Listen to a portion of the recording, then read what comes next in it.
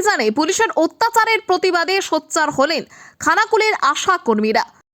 জবাব দাও, দেখ দেখ দেখ কার, দেখ দেখ দেখ কার, পুলিশ কর্তব্য নিকার, দেখ দেখ দেখ কার, আমাদের দাবি মানতে হবে, মানতে হবে, মানতে হবে, বদলাতে কর্মী উনাম জিন্দাবাদ, জিন্দাবাদ, জিন্দাবাদ, আমাদের দাবি মানতে হবে, মানতে হবে, মানতে হবে, দেখ দেখ দেখ কার, দেখ দেখ দেখ কার, পুলিশ কর্তব্য নিকার, দেখ দেখ দেখ কার, আমাদের দাবি মানতে হবে, মানতে হবে, মানতে হবে, যারা সম্মান করলো কে,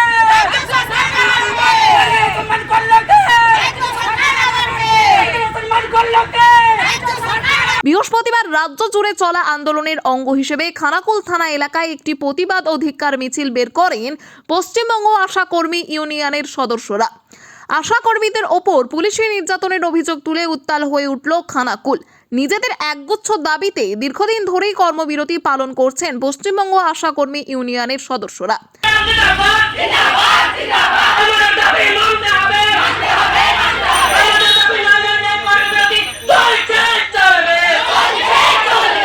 তাদের অভিযোগ, গতকাল স্বাস্থ্য ভবন অভিযান চলাকালীন পুলিশের পক্ষ থেকে তাদের উপর অকথ্য নির্যাতন চালানো হয়। এই ঘটনার প্রতিবাদে এবং দাবি দেওয়া সমর্থনে আজ খানাকুল জুড়ে একটি বিশাল ধিক্কার মিছিল বের করা হয়। মিছিলটি খানাকুল থানা প্রাঙ্গণে পৌঁছলে সেখানে কিছুক্ষণ বিক্ষোভ প্রদর্শন করেন আন্দোলনকারীরা।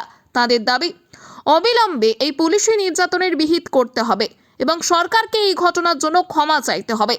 আন্দোলনরত আশা কর্মীরা সাফ জানিয়েছেন, তাদের ন্যায্য দাবি পূরণ না হওয়া পর্যন্ত এবং এই অত্যাচারের কোনো সুরাহা না হওয়া পর্যন্ত অনির্দিষ্টকালের জন্য কর্মবিরতি জারি থাকবে।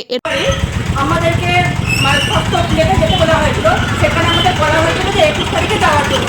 যথারীতি আমরা শান্তিপূর্ণভাবে সব কিছু জানার জন্য যে যার জায়গা থেকে রওনা দিই, কিন্তু বিভিন্ন জায়গায় আমাদের নেতৃত্বে এবং আমাদের মেয়েদের কোথাও বা ট্রেন থেকে নামিয়ে দেওয়া হয়েছে, কোথাও বা বাস বন্ধ করে দেওয়া হয়েছে, কোথাও বা ব্যারিকেড দিয়ে ঘিরে দেওয়া হয়েছে, হ্যাঁ, হুমকি দেওয়া হয়েছে আমাদের নেতৃত্বের বিভিন্ন বাড়িতে বাড়িতে গিয়ে হুমকি দেওয়া হয়েছে যে তোমরা যদি যাও দেখে নেবো, পা কেটে নেবো, হাত কেটে নেবো, পাহারা দেওয়া পর্যন্ত হয়েছে।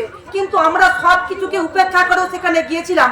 আমাদের ছত্রভঙ্গ করে দেওয়া হয়েছে, ব্যারিকেড দিয়ে ঘিরে দেওয়া হয়েছে, হ্যাঁ, ব্যারিকেড দিয়ে ঘিরে দেওয়া হয়েছে, মারধর পর্যন্ত করা হয়েছে আমাদের। হ্যাঁ, এইরকম এর জন্য আজকে আমরা ধিক্কার মিছিল জানাচ্ছি।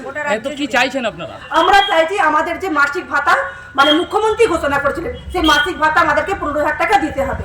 আর আমাদের যে ইনসেন্টিভ দেওয়া হয় সেটা খুব ভাগে ভাগে, লোকের কাছে বলতে লজ্জা পায়, কিন্তু আজকে তো আমাদের দেয়ালে পিঠ থেকে গেছে। আজকে আমাদের বলতে লজ্জা নেই, 10 টাকা 20 টাকা পর্যন্ত অ্যাকাউন্টে ঢুকেছে।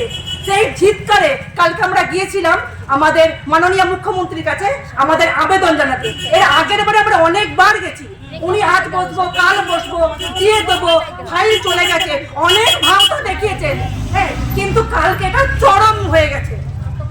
কদিন কর্মবিরতি করছেন আপনারা? যতদিন না আমাদের দাবি মানা হবে ততদিন আমাদের এই লাগাতার কর্মবিরতি চলবে। আর একটা হচ্ছে কথা, যেটা হচ্ছে কালকে পুলিশ প্রশাসন দিয়ে আমাদের আশাকর্মীদের উপর যেভাবে নির্মম অত্যাচার করা হয়েছে, তার জন্য স্বাস্থ্যমন্ত্রী ও রাজ্য সরকারকে আমাদের আশাকর্মীদের কাছে ক্ষমা চাইতে হবে। কারণ আমরা তাদের ভুল হয়েছে সেই স্বীকারটা তাদেরকে করতে হবে। কারণ আমরা কোনো পিস্তল, কোনো বন্দুক, কোনো কিছু নিয়ে আমরা যাইনি। আমরা খালি হাতে আমাদের ন্যায্য দাবি আদায় করতে গিয়েছিলাম। আমরা আমাদের ন্যায্য অধিকার, আমরা সেই অধিকার আমরা স্বাস্থ্য ভবন গিয়েছিলাম। কিন্তু কালকে বিভিন্ন স্টেশনে, বিভিন্ন থানা সামনাসামনি, বিভিন্ন